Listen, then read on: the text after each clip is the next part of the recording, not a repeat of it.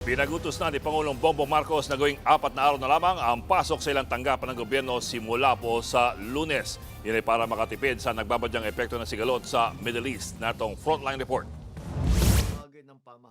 Simula sa Lunes, ika-9 ng Marso, pansamantala nating ipapatupad ang 4-day work week sa ilang tanggapan ng ehekutibo. Ito ang utos ni Pangulong Bongbong Marcos ngayong araw bilang paghahanda sa epekto ng sigalot sa Middle East. Layunin ng 4-day work week na makatipid sa konsumo ng langis dahil sa nagbabadyang malakihang oil price hike. Sakop ng utos ng Pangulo ang mga tanggapan ng pamahalaan sa ilalim ng executive branch. Yun nga lang, Hindi kabilang dito ang mga nagbibigay ng emergency o pangunahing serbisyo gaya ng mga pulis, bumbero at mga tanggapan na nagbibigay ng frontline services sa publiko. ang tanong, paano naman ang mga pribadong empleyado? Ayon sa Department of Labor and Employment, ginagawa naman na ang 4-day work week sa ilang kumpanya nationwide. Pero ang pagpapatupad daw nito, depende sa mismong employer. Sa panayam ng programang Ted Filon and DJ Chacha sa True FM, ipinaliwanag ni Labor Assistant Secretary Leonard Constantine Serrano na dalawa ang posibleng sitwasyon. Una, pwedeng isiksik sa 4 na araw ang 40 oras na working hours. Pangalawa, literal lang na bawasan ng araw ang trabaho. Ang epekto nga lang yan, Una po is the productivity of the establishment baka po bumaba.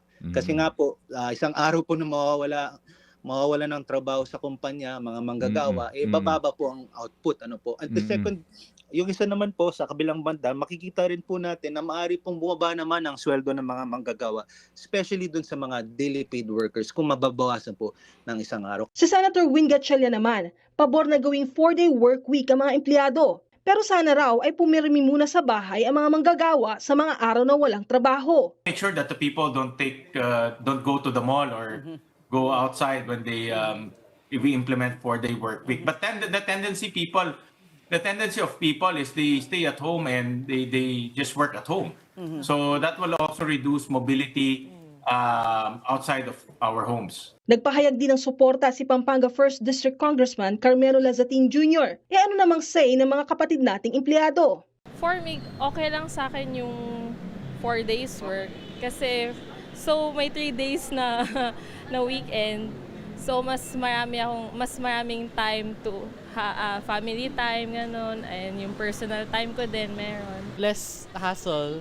Kasi 4 times a week ko lang gagawin yung pasok uwi. I prefer yung 4 days na work on-site compared sa work from home. I've tried before na parang 4 days work from home and then 1 time nag-on-site in my last company. Pero there are times that there is gap sa communications. Ang iba naman, iniingganyo ang pagsubok sa work from home setup. Mas advantage po kasi kapag sa loob na ng bahay, sir, no hassle po, sir, especially sa commute po, nakapag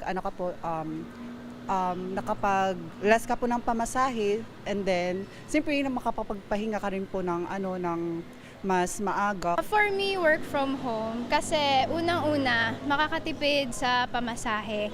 And then bukod sa pamasahe is makakatipid din sa oras. Tema naman natin dito sa bansa is ang hirap ng pagko-commute. Bukod sa 4-day work week, ipinag-utos na rin ng Pangulo sa lahat ng ahensya ng gobyerno na magtipid sa konsumo sa kuryente at gasto sa petrolyo. Pirmado na rin ang Memorandum Circular Number 114 na nag-uutos ng energy conservation sa lahat ng government offices. Sakop nito ang standard na thermostat setting na 24 degrees Celsius sa mga air-conditioned na kwarto, virtual meetings, paglimita sa official travel, at pagsusulong ng flexible work arrangement.